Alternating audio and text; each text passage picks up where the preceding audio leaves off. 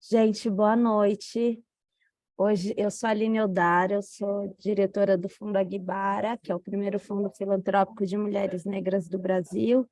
Quem não conhece, eu vou colocar aqui depois o nosso Instagram. Nossa missão é promover acesso a direitos econômicos para mulheres negras de todo o país. A gente já atendeu mais de 2.000 mulheres. E uma outra frente que a gente tem de atuação é o letramento da sociedade em geral para relações étnico-raciais. Então, essa jornada é uma jornada especial do mês da consciência negra. Hoje é o dia de doar também, e a gente trouxe 4 formadoras, 3 formadoras e um formador, para conversar. Ontem foi sobre branquitude, hoje a gente vai falar um pouco sobre a potência das mulheres negras. Quem vai falar é a Ju, que já vai se apresentar, a Juliana, e depois a gente vai ter a Júlia falando sobre como pessoas brancas podem efetivamente contribuir para a luta antirracista aqui no Brasil. É isso, passo a palavra para a Juliana, essa mulher incrível, minha amiga pessoal, que está à frente de vários projetos voltados para a população negra, o Quilombo, o Instituto, a biblioteca, e ela vai falar um pouquinho melhor agora. Pode se apresentar, ficar à vontade, Ju. Obrigada por ter topado. Boa noite, com licença, eu peço licença à minha ancestralidade, peço licença ao Fundo Aguibara, peço licença às pessoas que estão aí, para falar um pouquinho, compartilhar um pouquinho com vocês das minhas reflexões, pensando aí a potência das mulheres negras na sociedade, né? Antes de falar, de entrar no tema, eu queria falar um pouquinho da minha trajetória. Então, eu sou doutoranda do Instituto de Artes da Unesp, estou fazendo uma pesquisa onde eu vou analisar, contar a história de um coletivo de mulheres negras que eu fundei no ano de 2009 e fomenta atividades de arte, cultura e educação dentro de uma comunidade aqui na cidade de São Paulo, num espaço autodenominado Quilombo da Parada, porque é um espaço de resistência, né? A gente está numa comunidade onde não tem água canalizada, não tem transporte público, não tem saneamento básico, e os serviços básicos, né? Escola, comércio, hospitais, eles estão de 30 a 40 minutos dessa comunidade a pé, né? Para chegar no transporte, enfim. Então, esse é um pouquinho da minha história. Eu vou deixar no final meu contato para que vocês possam conhecer um pouco do trabalho que o Coletivo Cultural Esperança Garcia, hoje Instituto Esperança Garcia, faz nessa comunidade. Eu não estou como host para a apresentação. E aí, eu não sei quem que pode colocar. Tainá, tá por aí? Já liberei. Arrasou. Obrigada. E aí eu trouxe alguns dados, né, antes de entrar, assim, especificamente na nossa, falar da potência. É importante, né, para não parecer que está tudo 100%, está tudo bem, a gente refletir um pouco, né, sobre como que está a situação, primeiro, da mulher negra aí na sociedade, né? E depois eu vou falar um pouco do contexto histórico, né, como que ela se destaca como potência, e aí eu trago para a atualidade, vou falar de alguns trabalhos de mulheres que realmente são trabalhos potentes e contribuem para o desenvolvimento dessa sociedade. Então, vamos lá. A participação de mulheres negras na população em idade ativa passou de 26% em 2012 para 28,3% em 2022, se tornando o grupo com maior representatividade. As mulheres negras têm enfrentado grandes desafios para se inserirem no mercado de trabalho. E em outros espaços também, né? A gente pode pensar, e aí eu vou falar um pouco desses desafios. Violência de gênero. 54% das mulheres são agredidas, mulheres negras, mulheres trans e travestis. Violência obstétrica. Mais de 65% das mulheres negras já vivenciaram essa violência obstétrica. Desigualdade salarial. As mulheres negras precisam trabalhar mais de 55 minutos para receber a mesma remuneração que um homem branco que um homem branco ganha em 1 hora de trabalho. Subrepresentatividade nos espaços de poder. Mulheres negras representam 2% do Congresso Nacional e menos de 1% na Câmara. Precarização do trabalho doméstico. 45% das empregadoras de empregadores das classes A e B dispensaram empregadas domésticas na pandemia sem pagamento. E aí, gente, são esses alguns dos muitos desafios, né, que a gente precisa enfrentar aí na sociedade, pensando nós, mulheres negras, né, nos espaços de poder e tomada de decisão. Voltando lá um pouquinho na história, né? Não sei se vocês estão vendo, eu vou colocar em apresentação. No período colonial, né? Pensando no período da escravidão. Muito antes do fim da escravidão, as mulheres negras já se destacavam em suas origens, por serem grandes comerciantes.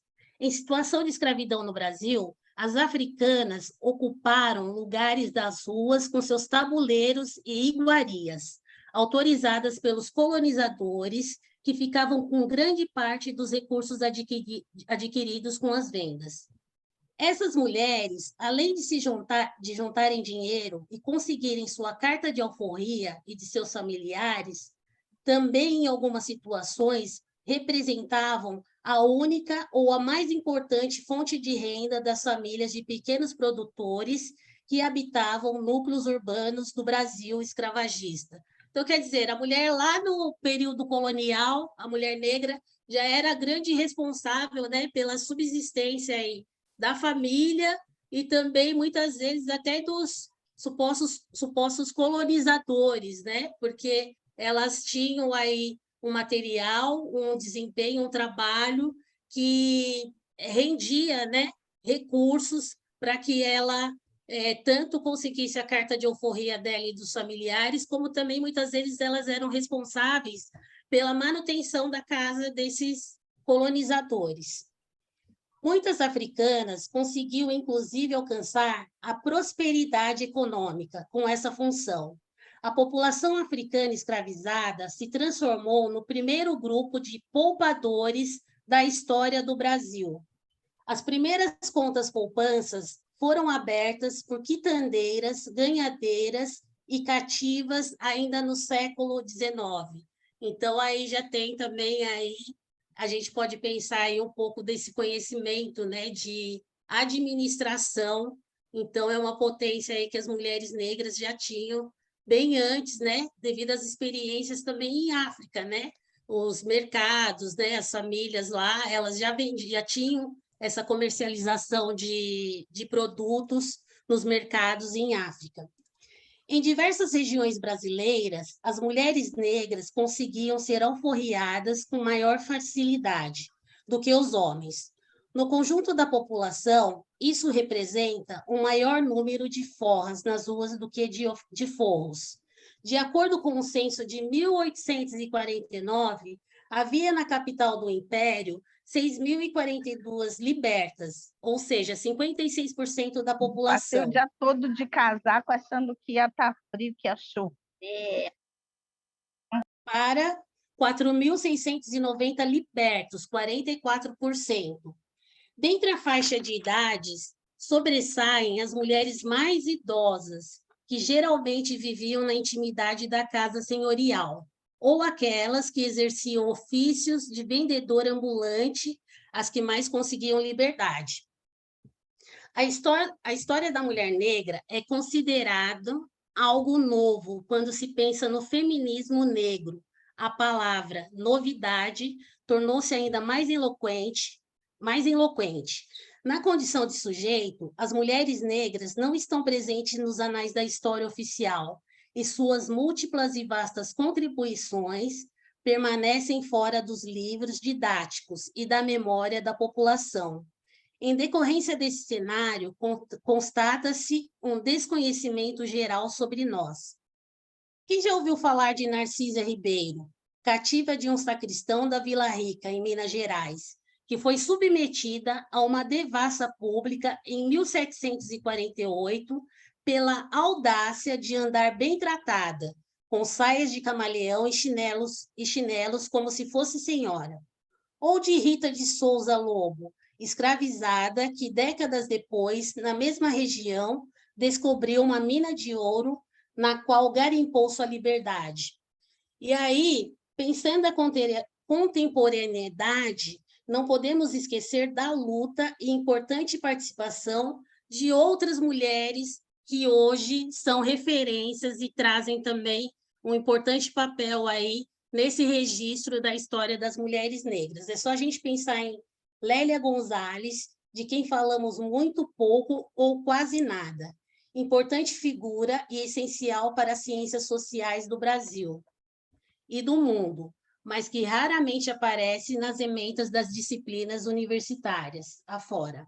Ela falou e escreveu muito sobre as mulheres negras. Desde a década de 70, tem reflexões importantes, como nós, mulheres negras, somos atravessadas por uma tripla opressão de gênero, raça e classe. E como esse cenário nos coloca em vulnerabilidade. Além de Lélia e as nossas ancestrais, gostaria de compartilhar com vocês um pouco dos trabalhos realizados por mulheres negras que se destacaram e se destacam pela potente luta e história de outras mulheres no Brasil. Lélia Gonzalez, doutora em antropologia, feminista e militante negra, na década de 70 foi cofundadora do MNU, que é o Movimento Negro Unificado, sendo protagonista das discussões sobre gênero e raça no país. Tornou-se referência na reflexão sobre a história do movimento de mulheres negras no Brasil. Enedina Alves Marques, considerada a primeira mulher negra a cursar engenharia no Brasil, tendo se formado em 1945 na Universidade Federal do Paraná. Petronília Beatriz Gonçalves e Silva, doutora em Educação pela Universidade Federal de São Carlos. Ela integrou o Conselho Nacional de Educação e foi conselheira do parecer que regulamentou a Lei 10.639, que torna obrigatório o ensino da cultura afro-brasileira e africana nas escolas, nos currículos escolares de escolas públicas e privadas. Eu trouxe essa estátua porque muitas pessoas aqui em São Paulo, né, que estão em São Paulo, eu não sei onde que vocês estão, mas muita gente passa em frente a esse monumento e não sabe o que significa, né? Qual que é o intuito dele ali, né? Então, é a estátua Mãe Preta, em reconhecimento às amas de leite, feito pelo escultor Júlio Guerra. Ela foi instalada no Largo do Paissandu em 1955. Provavelmente foi o primeiro monumento em homenagem às mulheres negras no Brasil. Ju, você está me ouvindo? Desculpa te interromper. É que Sim. Você não está passando o slide para a gente ainda está na página 2. É mesmo? E agora? Agora mudou, agora está na 7. Eu estava na apresentação, estava no modo apresentação, não está indo? Não estava passando sozinho para a gente. Poxa vida. O pessoal comentou agora. Eu vou no deixar chat. assim, então. É melhor ir clicando, porque não Então, eu está estou clicando. Agora está Então, no 3. Está no 3, né? Tá, Então, eu vou deixar assim, eu vou tirar do modo apresentação que estava. Tá bom. Então, essa é a Lélia Gonzalez. Aí, aqui é a Enedina Alves Marques. Essa ficou bem pequenininha a foto.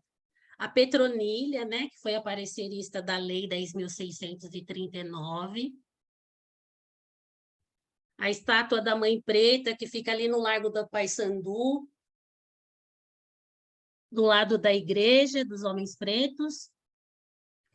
Aí aqui a estátua da Esperança Garcia, né, que foi, agora saiu um parecer aí que ela é a primeira advogada negra do Brasil, né, por conta de uma carta que ela escreveu, denúncia, né, falando dos maus tratos que ela sofria numa fazenda dos padres jesuítas. E a Esperança Garcia, assim, eu tenho muito apreço por essa figura, porque ela leva o nome, né, do instituto que eu fundei junto com outras mulheres negras, e a gente colocou esse nome de Esperança Garcia porque a gente entendeu que a força da escrita, da palavra e da escrita dela transformou, pode não ter transformado naquele momento diretamente ela, mas é uma referência que transforma outras mulheres, né? Transformou a nossa realidade, por exemplo, pensando que nós somos um grupo de mulheres das periferias, que leva, né, atividades de arte, cultura e educação para uma comunidade, para eles terem a possibilidade de outros acessos, né? As crianças, a gente leva o conhecimento, né? A palavra e orientações e outras referências para mulheres negras que estão nessa comunidade.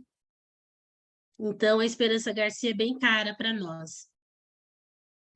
Aí, aqui tem a Teodosina Rosário Ribeiro, a primeira mulher negra a se eleger deputada estadual em São Paulo, em 1974.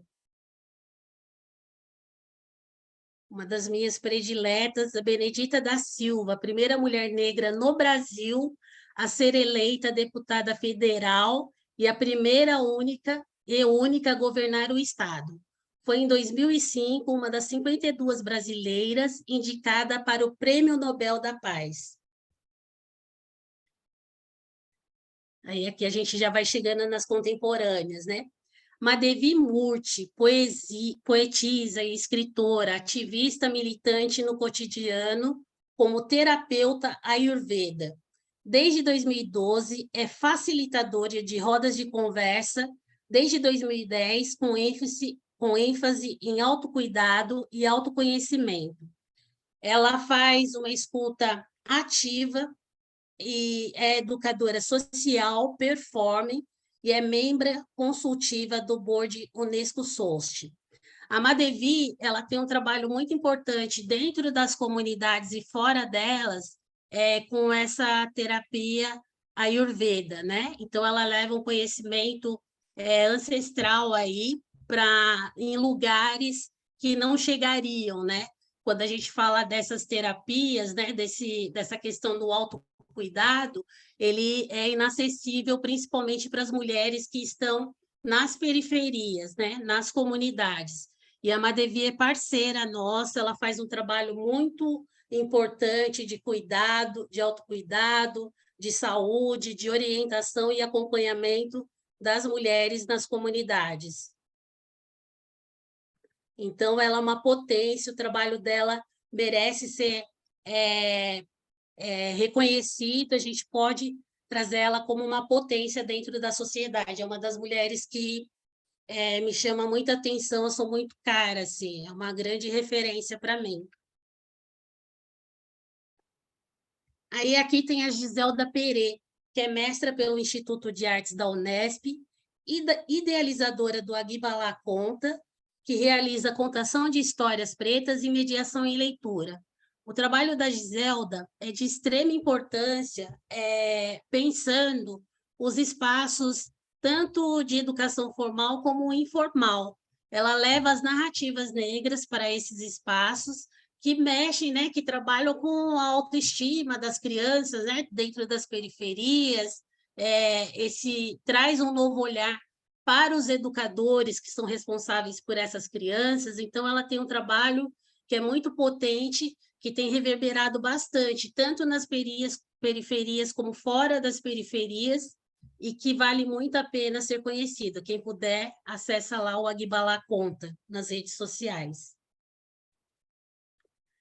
Aqui é a Luana Rabete, ela é escritora, rapper, historiadora, e ela é fundadora da Frente das Mulheres do Hip Hop, Nacional das Mulheres do Hip Hop. Ela tem um trabalho importante com mulheres do Brasil e de fora do Brasil.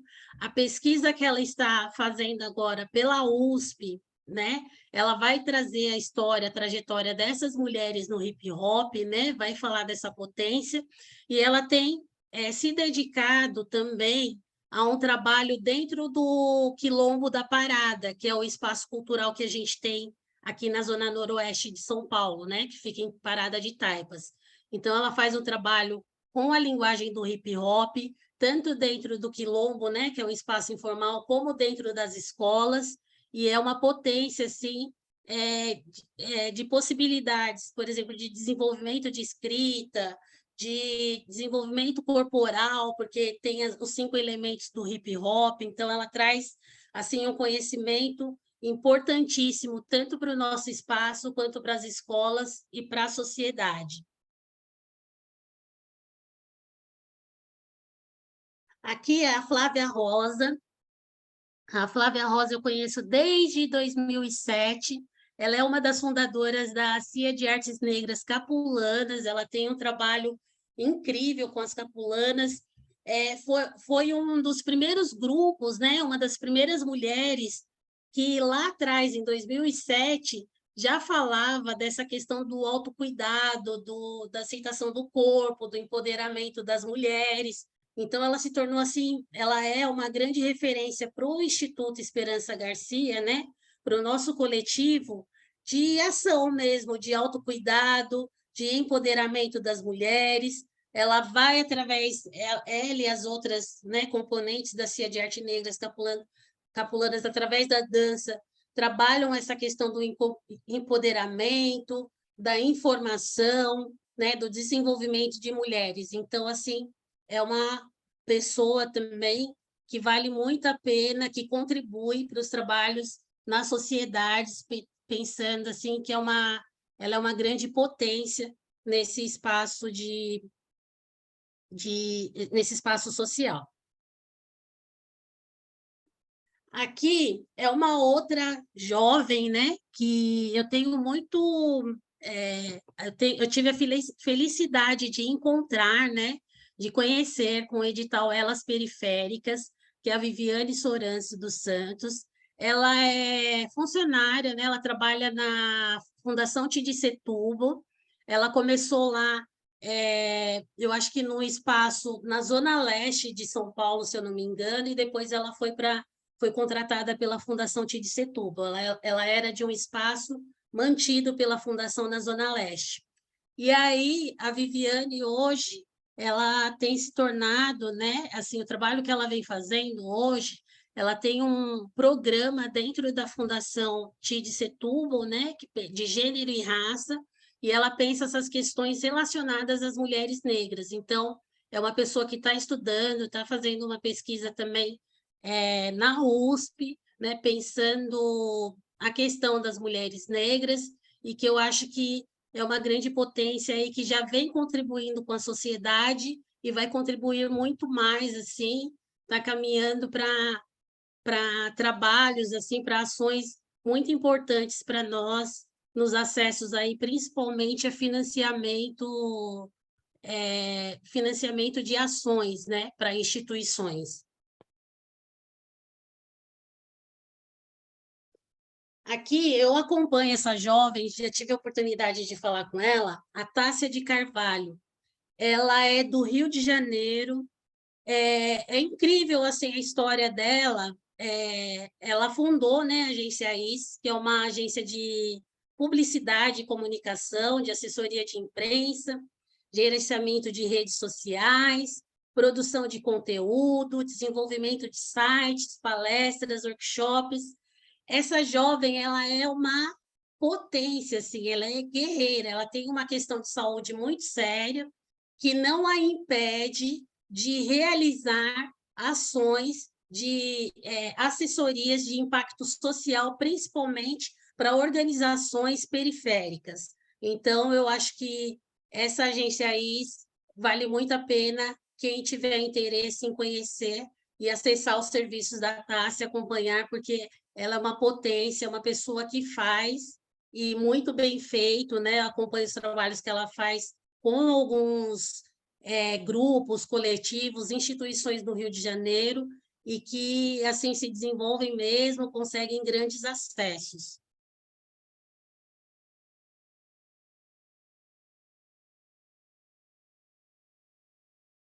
Aqui a gente tem a Sara de Paula, né? Não está o sobrenome dela aqui. A Sara de Paula, ela é professora, ela é uma empreendedora negra que trabalha com o empoderamento de mulheres, de pessoas negras, através do inglês. Então, ela montou a Black to Black, que é uma escola de inglês para pessoas negras. Então, a Sara, ela acha que a gente já passou, ela sempre fala, né? Eu tenho feito, né? Sair dessa barreira do inglês. Não estou ainda 100%, mas eu saí dessa barreira de achar que eu não podia aprender a língua e comecei a fazer aulas com ela. Ela fala que a gente já passou por situações muito mais difíceis do que aprender a língua inglesa. Então, ela trabalha muito com a autoestima, ela tem uma metodologia de trabalhar com textos afro-brasileiros, estrangeiros, principalmente de mulheres negras, para ensinar a língua inglesa. Então, assim, é muito potente esse trabalho dela. Tenho amigas que iniciaram o processo com ela de aprendizagem da língua inglesa e hoje já falam, né? São fluentes, conseguem se comunicar bem, e eu acho que vale super a pena também conhecer essa potência de trabalho na sociedade.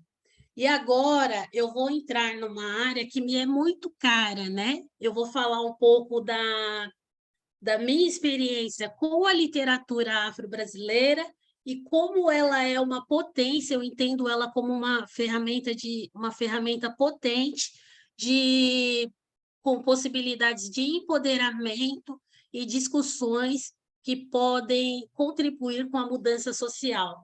Então, eu começo essa história com a literatura negra no grupo Quilomboje, que é coordenado por essa mulher que vocês estão vendo, que se chama Esmeralda Ribeiro. Ela é jornalista, escritora, e desde lá da década de 70, ela e o Márcio Barbosa estão à frente do Grupo Quilomboje, que é uma organização que faz a publicação de textos de autores e autoras afro-brasileiras na cidade de São Paulo. Então, são mais de 44, acho que são 45 anos ou mais, né, de trabalho que ela realmente está à frente aí dessa organização. E eu consegui, assim, fui entender, né? Eu fiz letras, né, na graduação, e aí, no meu último ano de graduação, eu precisava fazer um estágio. Eu vi um anúncio no Quilomboje falando que eles precisavam de alguém para auxiliar nos processos de publicação. Como eu tinha um outro trabalho remunerado, eu não pude aceitar esse trabalho, mas eles me convidaram para eu fazer um trabalho de avaliadora dos textos publicados. E aí, eu passei por todo um processo, né, de orientação da Esmeralda e fui conhecer, adentrar, né? Na Faculdade de Letras eu tive literatura brasileira também, né? Eu tenho essa licenciatura, mas eu conheci os mortos. E com a Esmeralda Ribeiro eu tive a possibilidade de conhecer a literatura afro-brasileira e escritores negros vivos, né? Que falam das suas obras, falam do processo criativo. E isso foi muito importante no meu processo, porque eu deixei de falar o que eu aprendi na faculdade, eles, né, quando eu me referia às pessoas negras, para falar nós, né? Então, foi com o entendimento dessa escrita literária e do movimento, das lutas, né, da população negra, né? Foi nos saraus literários, dessa escrita viva e ativa, foi nos saraus literários e nesse contato com os textos do Quilomboje que eu aprendi a palavra nós e outras referências aí que diziam respeito à nossa história. E aí tem esse texto da Esmeralda que eu gosto bastante. Serão sempre as terras do Senhor? É invasão? Quando a gente do campo planta o espírito de Palmares, e dá vazão ao desejo de criar um quilombo e trabalhar com seus pares? É invasão se as terras do Senhor cobrem-se de mato, enquanto olhares à espreita esperam que uma estrela traga-lhes justiça e destaca o temor e desfaça o temor? É invasão quando em Luísa Maim outra mulher se transforma para acabar com a dor de ser tratada como coisa ruim? É invasão o homem fincar os pés na terra, pois será a própria terra que vai devorá-lo como um João Ninguém? Um dia, quem sabe, depois dos 300, 400, 1000 anos de Palmares, gestaremos novos zumbis, acotirenes, para redesenhar a nação e talvez do rubro solo, verdes frutos surgirão. Cadernos Negros 17, nem sei que ano que foi, gente. E aí, aqui tem uma outra potência assim, de escritora, que é uma grande referência, né, na literatura afro-brasileira. Ah, eu esqueci de dizer. Os Cadernos Negros, eles já se tornaram, em algumas faculdades na Bahia, leitura obrigatória do vestibular. Então, precisa chegar aqui em São Paulo também, né? Miriam Alves é assistente social aposentada e é também uma das cofundadoras do Quilomboje, né, que fomenta aí os Cadernos Negros. Agora ela mora no Rio de Janeiro e está aí nos lançamentos, estava na Flip, enfim, é uma grande escritora aí também que tem seus textos muito estudados na universidade. A Esmeralda Ribeiro, gente, esse ano ela foi homenageada na Flip, a Feira Literária, na Flino, Feira Literária da Noroeste, que é uma feira que acontece há 3 anos, e cada ano, né, eles homenageiam um escritor ou uma escritora.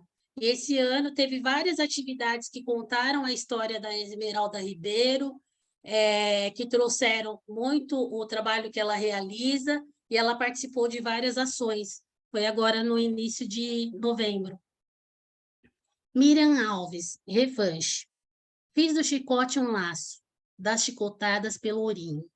Enforquei feitores, chicoteei capitães do mato, ceguei e retalhei senhorzinhos, refugiei-me nas emoções, sou impune, livre. Miriam Alves.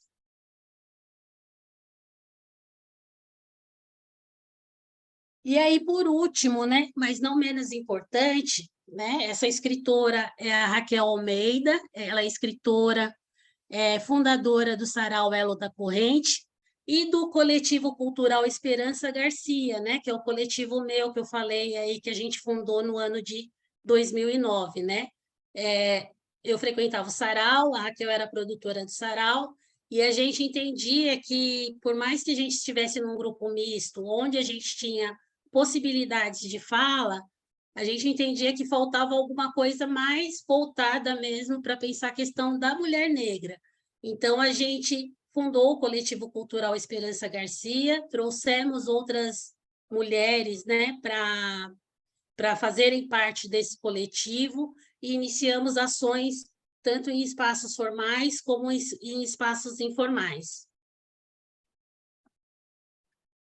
E aí, para finalizar, agora é sério mesmo, daí eu vou abrir para a gente bater esse papo, né? Vou fazer as considerações finais. Falar da trajetória, lutas e conquista das mulheres negras no Brasil nos incita para que outras mulheres também se juntem à luta. Ainda com os índices altos quando se trata da violência e faltas de acessos, mas estamos avançando cada vez mais e pontuando que só haverá realmente o verdadeiro desenvolvimento do país quando tivermos acessos e serviços que valorizem e reconheçam nossas potências, pois estamos onde ninguém quer estar e fazemos o que o Estado ganha e deixa de realizar. Pelo meu, seu, nosso bem viver, seguimos na luta.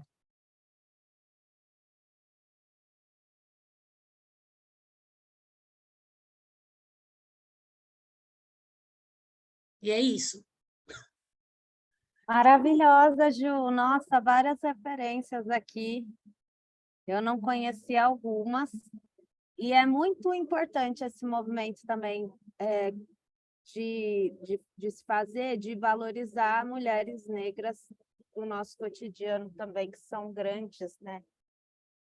E eu queria convidar também, assim, além de abrir perguntas para a Ju, né, convidar vocês para compartilharem aqui no chat, ou quem quiser também abrir o microfone, para falar sobre mulheres negras potentes que vocês conheçam, porque é muito legal ter novas referências. Obrigada, Ju, arrasou demais. Eu queria mostrar para vocês, esse livro é uma relíquia, Mulheres Negras no Brasil. Ele está esgotado. É minha Bíblia, assim, é o grande investimento que eu fiz na minha vida e que eu uso bastante nas apresentações.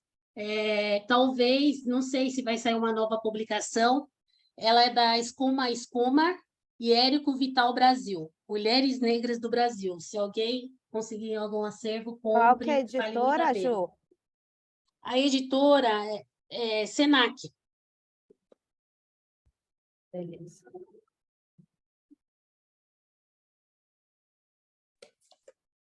Eu não consegui pegar a referência da autoria. Você pode repetir, Ju, por favor? Escuma, eu vou colocar aqui. Obrigada, querida. Você tá aí, Chuchu?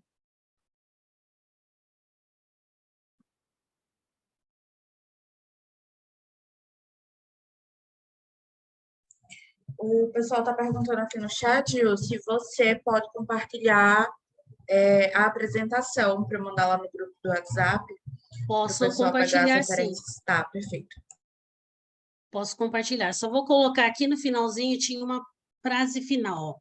Eu não sou livre enquanto alguma mulher não o for, mesmo quando as correntes dela forem muito diferentes das minhas. E aqui tem o contato também meu, tem a rede social, quem quiser entrar em contato, acompanhar na rede, fica à vontade. Eu vou passar para você a apresentação e pode compartilhar com quem quiser, sem problema algum. Perfeito, Ju, obrigada.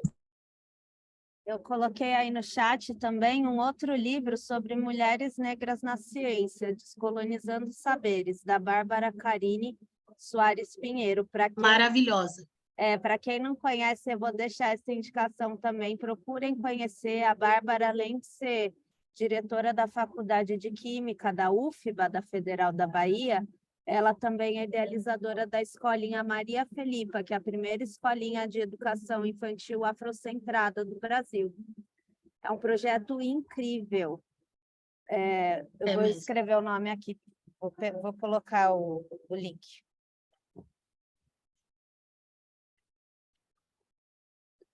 E aí a gente tem 20 minutinhos ainda, quem quiser fazer alguma pergunta, né, Aline? Quiser falar alguma coisa. Fica à vontade. Cadê o pessoal lá da Unesp? Não está aí? Vão ficar tudo com zero, hein?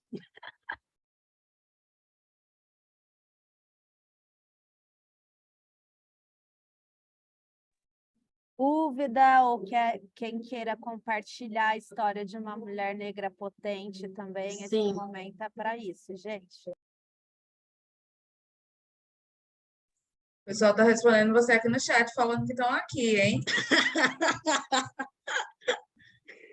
Estão aí, tô vendo aqui, vi umas carinhas.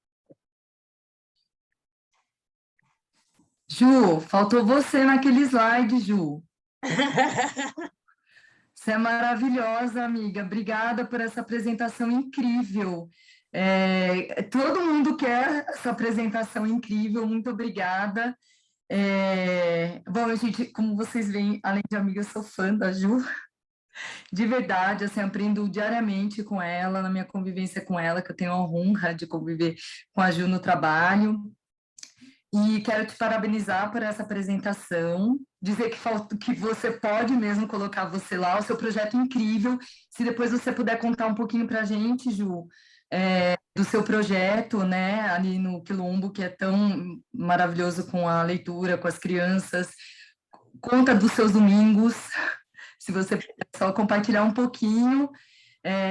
E eu acho, é isso, assim, eu sou contadora de histórias também, tenho a alegria também de poder compartilhar contação sobre a Carolina Maria de Jesus, a Ruth de Souza, né, mulheres incríveis, brasileiras incríveis, né, que tem uma história que todo mundo precisa conhecer.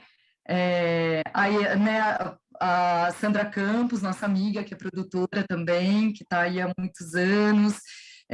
Ontem eu tive a alegria de encontrar a Diz Tomás, que é uma atriz aqui de São Paulo também, que faz um trabalho maravilhoso. E é isso, gente, só queria agradecer, e se a Ju puder, tiver um tempinho de contar um pouquinho mais sobre o projeto dela, seria bem legal. Obrigada. Vamos lá. Desde o ano de 2009, né, quando a gente fundou o Coletivo Cultural Esperança Garcia, a ideia era levar o empoderamento para mulheres em situação de vulnerabilidade social. Então, a gente falava em empoderamento, naquela época não era tanta moda, né? Era uma forma que a gente entendia que era levar informação para que as mulheres pudessem realizar coisas, né? Saber dos seus direitos, enfim.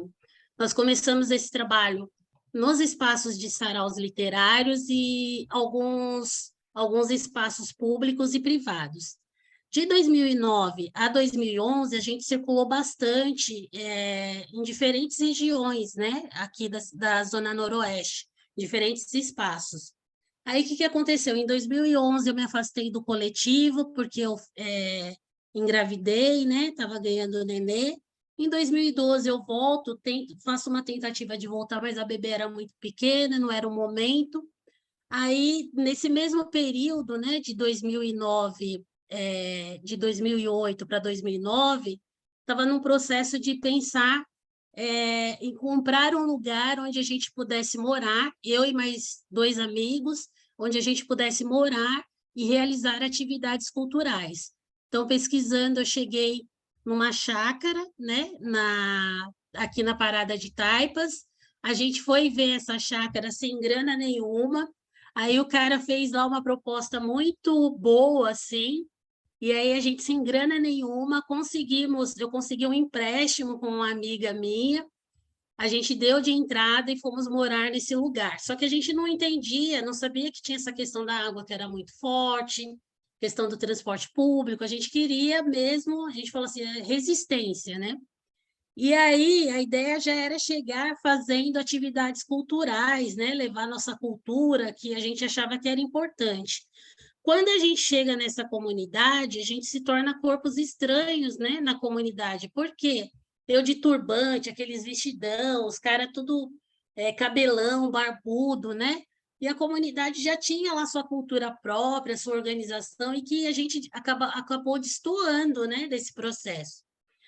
Mesmo assim, a gente entendeu, né, que a gente tinha que morar lá e que a gente queria fazer as atividades. Só que a gente falou assim, não dá para fazer a atividade do jeito que a gente queria. Então, era importante, primeiramente, estabelecer uma relação com a comunidade para depois oferecer o que a gente entendia como importante, né, que a comunidade já tinha lá sua vida própria. E aí, de 2009 a 2015, foi um processo de aproximação com a comunidade, de estabelecer relação, de se mostrar quem a gente era, né? Um dos amigos desistiu, saiu fora do projeto, da casa, só ficou eu e o pai da minha filha. Aí, em 2015, minha filha tinha o interesse de fazer balé, e aí pedindo para fazer balé para mim. Tinha uma amiga que tinha, assim, o conhecimento de balé, mas não tinha se formado por conta de uma questão de grana. Aí eu falei assim, lembrei dela, eu falei assim, vou chamar ela para dar umas aulas de balé para a Ana, que é minha filha, né? E aí vai passar essa vontade dela de fazer balé. E aí eu chamei, falei para ela, você pode vir dar umas aulas de balé? Posso? Eu falei assim, legal. Aí eu desci, né, da chácara, que a Ana estava com o pai dela numa rua de terra, né, que era em frente à nossa casa, desci para falar que eu tinha arrumado essa professora de balé para ela. E aí, o que que eu entendi, o que que eu vi? Muitas crianças lá, né, na rua, eu falei assim, nossa, Falei assim, e se a atividade do balé fosse para a Iane e para essas crianças também? Aí eu peguei e voltei lá, liguei para minha amiga, eu falei assim, ó, será que dá para ser para a Iane e para as crianças aqui da comunidade? Porque o Esperança Garcia tinha um trabalho que era com mulheres, só que eu entendi que ainda não tinha essa relação com as mulheres na comunidade. E para eu estabelecer essa relação com as mulheres na comunidade, eu talvez precisasse chegar, pudesse ser através das crianças. Então, eu criei essa alternativa, né, para que houvesse essa aproximação. E aí a minha amiga topou. O que eu fiz? Desci lá de novo, fui de casa em casa, falando, olha, domingo que vem vai ter atividade. E aí, com pouca grana, né, o que eu vou fazer para essas crianças? Falei, o que a minha avó fazia? A gente era muita gente, né? O que a minha avó fazia para a gente comer, para dar conta de tanta gente? Bolo de fubá, era bom e barato, né? Aí eu falei assim, o que mais? Chá de melissa, que minha avó fazia também. Eu falei assim, vou oferecer o bolo de fubá e o chá de melissa. O que mais que é gostoso e é barato? Canjica. Aí eu preparei isso. Aí na primeira semana, aí eu falei para as pessoas, né, que a atividade ia ser no domingo. Aí no domingo seguinte as pessoas começaram a chegar lá, as crianças chegaram, foram recebidas com o café da manhã, né, que era a canjica, o bolo de fubá e o chá de melissa. E começou assim uma movimentação no quintal, né? A abertura das portas do quilombo da parada. E aí a gente começou inicialmente com atividades quinzenais, passamos o ano de 2015 sem nenhum recurso financeiro, né, de projetos. Em 2016 saiu aquela lei de fomento à cultura de periferia. E aí a gente já estava com as pernas arriadas já, porque não dava conta, né, do transporte da Sirlene que ia, mesmo o bolo de fubá, às vezes apareciam 15 crianças, às vezes 20, 40 crianças. Aí a gente estava numa situação difícil, já tinha mandado alguns editais, não tinham sido aprovados, aí indicaram essa lei de fomento à periferia para a gente escrever. A gente escreveu, no final de 2016, a gente foi contemplado com a lei, aí conseguimos estruturar melhor, né? Comprar material, fazer um café da manhã que não era só a canjica e o bolo de fubá, que já tinha uma fruta, já tinha outras coisas gostosas, né? Que a gente comprava. Enfim, a gente conseguiu dar mais vida ao projeto e realizar atividades não só de 15 em 15 dias, como todos os domingos. Fazer a festa junina com as crianças da comunidade. E aí, em 2016, 2017 e 2018 foi isso. Em 2018, a gente entendeu que o projeto era grande e a gente pensou numa formalização dela. Aí a gente foi convidada pela Fundação TID Setúbal para participar de um edital piloto chamado Elas Periféricas, que era o fortalecimento de iniciativas de mulheres negras. Nós participamos desse edital, fomos contempladas, e aí a gente se formalizou enquanto instituição mesmo, que se transformou de coletivo para instituto, né? O Instituto Esperança Garcia. E aí, no mesmo ano, a gente também conseguiu o PROAC Culturas Negras. E o que eu fiz nesse PROAC que eu gosto de falar, que foi um material assim que eu quero fazer novamente. Eu construí um calendário, a gente vê esses calendários com datas importantes, essas coisas. Eu construí um calendário, fiz uma pesquisa de mulheres negras, escritoras e artistas, e coloquei as datas de aniversário delas nos mês a mês do calendário. Foi bem bonito esse trabalho. Eu tenho o calendário aqui ainda. E aí, a gente passou, né, 2018, 2019 com esse PROAC e com a Fundação TID. Em 2020 veio a pandemia, aí a gente tinha sido aprovada novamente no edital do Fomento à Cultura de Periferia, só que tinha pandemia. Aí, o que a gente precisou fazer? Adaptar as atividades para o modo remoto. O que a gente fez? Colocou no projeto que a gente ia instalar internet na casa das pessoas da comunidade e comprar tablet para as crianças participarem das atividades. Então, a gente fez isso no ano de 2021 e começo de 2022. E aí, a gente também, nesse período pandêmico, conseguiu contato com o pessoal do voluntário do Twitter, que fez uma ponte com a gente, com a Secretaria de Desenvolvimento Social. Então, a gente deixou de fazer só o trabalho cultural e fizemos um trabalho social, que é a distribuição de cestas básicas, produtos higiênicos e outras coisas assim de complementação da alimentação das pessoas. E aí a gente começou em 2020 com esse trabalho da entrega das cestas, que perdura até hoje, mas hoje é um número menor, só para as crianças do projeto mesmo.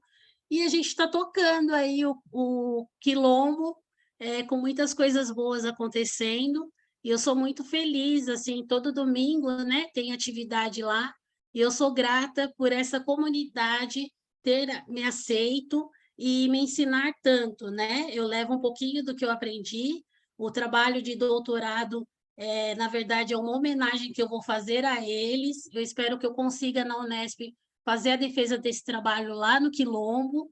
E é isso, assim, eu sou muito feliz por essa comunidade ter me acolhido e me ensinar tanto. Acho que eu falei, assim, resumi aí um poucão.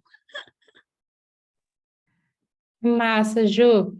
Eu estou aqui assumindo, a Aline teve que dar uma saída. Que da hora, quanta história, parece a gente aqui no Aguibara, aí começou com uma coisinha assim, aí foi outra, foi aumentando, as pessoas vendo a potência, né, para além da gente, e investindo também, né, porque as pessoas também compraram a ideia, acreditaram na ideia, e começaram a fortalecer também, isso é muito massa, a gente participou do Elas Periféricas também, é um fortalecimento muito massa e de visibilidade do nosso trabalho, né? Também, assim, tipo de... Nossa, muito legal. Bom demais, gente. Ju, muito massa. Alguém gostaria de fazer alguma pergunta para a Ju, para a gente poder fazer a troca também para a Júlia, que vai entrar daqui a pouquinho, que é a próxima mana que vai vir conversar com a gente. Tá tranquilo? Deixa eu ver no chat aqui como que tá. Galera mandando parabéns, mandando contato. Vou mandar a apresentação para elas, sim, já vou mandar agora, já, para elas partilharem com vocês. Massa, a Tainá envia para todo mundo por e-mail, a Ju passa e a Tainá envia por e-mail um formuláriozinho para vocês falarem que gostaram e querem mais. E as referências também e o slide aí que a Ju usou. Bom, gente, eu sou a Fabiana, para quem não me conhece, sou cofundadora do Aguibara, fundei junto com a Aline. A gente vai... Primeiro, deixa eu falar da campanha que a gente está hoje é dia de doar, dia 29 de novembro, né? É uma campanha que é mundial e no Brasil ela acontece na última terça-feira do ano, então esse ano caiu no dia 29. É uma campanha que todas as instituições, principalmente as instituições sem fins lucrativos, se movimentam para pedir doações, né, para o setor privado, para a pessoa física, para todo mundo.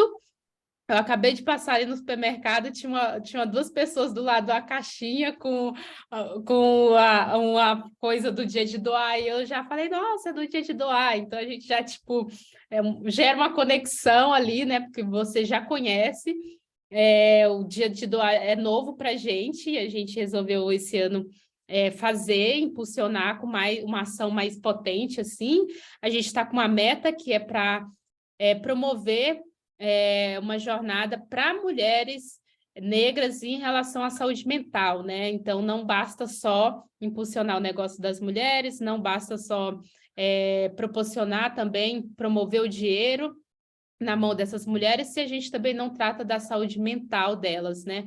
Então, a saúde mental pode mudar círculos e pode quebrar círculos muito mais do que só o acesso também ao dinheiro, né? Então, essas mulheres podem quebrar vários ciclos de vulnerabilidade, de violência, se a gente pensar na questão da saúde mental. Então, a gente quer promover essa jornada no ano que vem, e essa foi a nossa meta, nosso tema de campanha do Dia de Doar desse ano. Começou ontem, finaliza hoje até a meia-noite. Então, ainda dá tempo de compartilhar, convidar o amigo para doar R$20, no mínimo R$20 para a Agbara, pelo link da Grifa. A Tainá, se você puder colocar o link aí também nos comentários. A gente está com uns 10.500, se eu não me engano, 10.600, 900, uma coisa assim, quase chegando nos 11.000. E obrigada também a quem colaborou até agora, quem compartilhou. Nossa, os nossos doadores PF são os nossos maiores fãs, porque eles todos contribuem e compartilham lá com a gente no Facebook, no Instagram. Muito massa, gente. Obrigada pelo apoio. Eu sei que tem uma galera aqui que compartilhou, que ajudou e que fortaleceu a nossa campanha. Bom, é isso. A Júlia está por aí. Sim, estou, câmbio.